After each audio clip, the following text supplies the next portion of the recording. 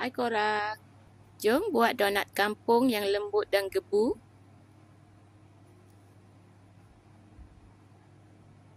Kalau nak buat frozen, boleh goreng sekejap seperti ni dan simpan dalam peti sejuk. Okey, jom kita buat 400 gram tepung gandum, 2,5 sudu besar gula, 1 sudu besar ragi segera, 2 sudu besar susu tepung,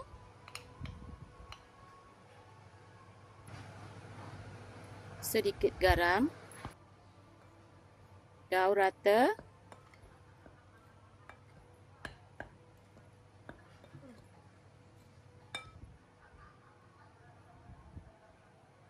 kemudian masukkan sebiji telur grade A, masukkan juga 250 ml air panas,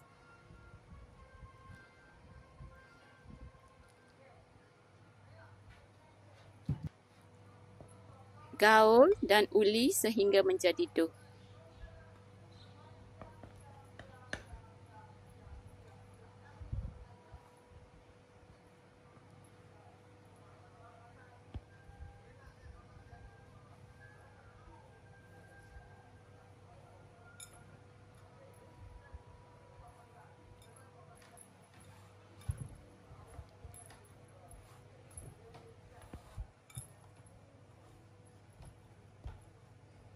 Bila dah jadi dough, tambahkan 1 sudu besar margarin dan uli lagi. Jika pakai mixer, uli sehingga dough menjadi kalis.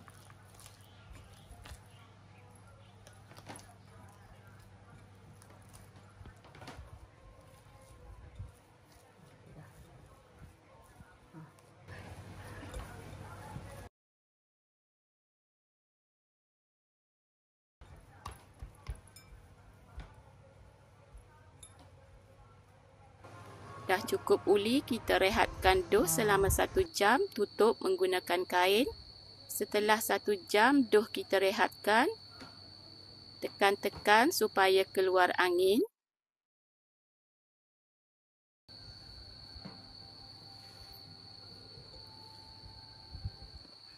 Uli-uli lagi sekejap.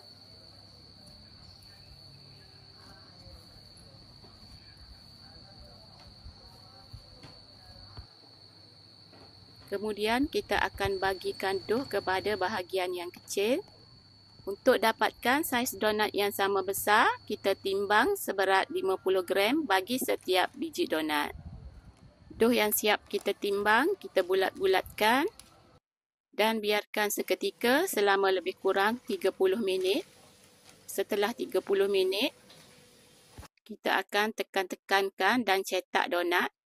Tabur sedikit tepung gandum supaya tidak melekat.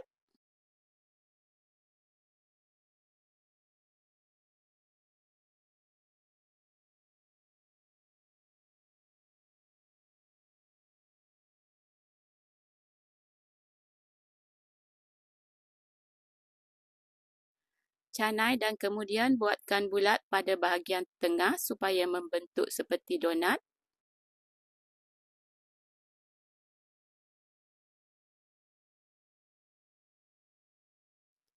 Rehatkan lagi sekali selama 1 jam. Setelah 1 jam, donat kita sudah pun naik. Bolehlah kita mula menggoreng.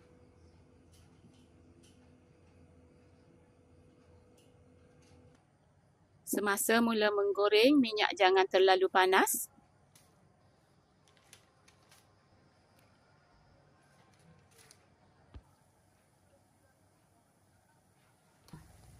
Agak-agak dah masak pada bahagian bawah, terbalikkan. Goreng lagi pada sebelah satu lagi. Goreng sehingga masak dan bolehlah angkat. Gaul dengan gula halus. Boleh juga jika nak gaul menggunakan susu tepung.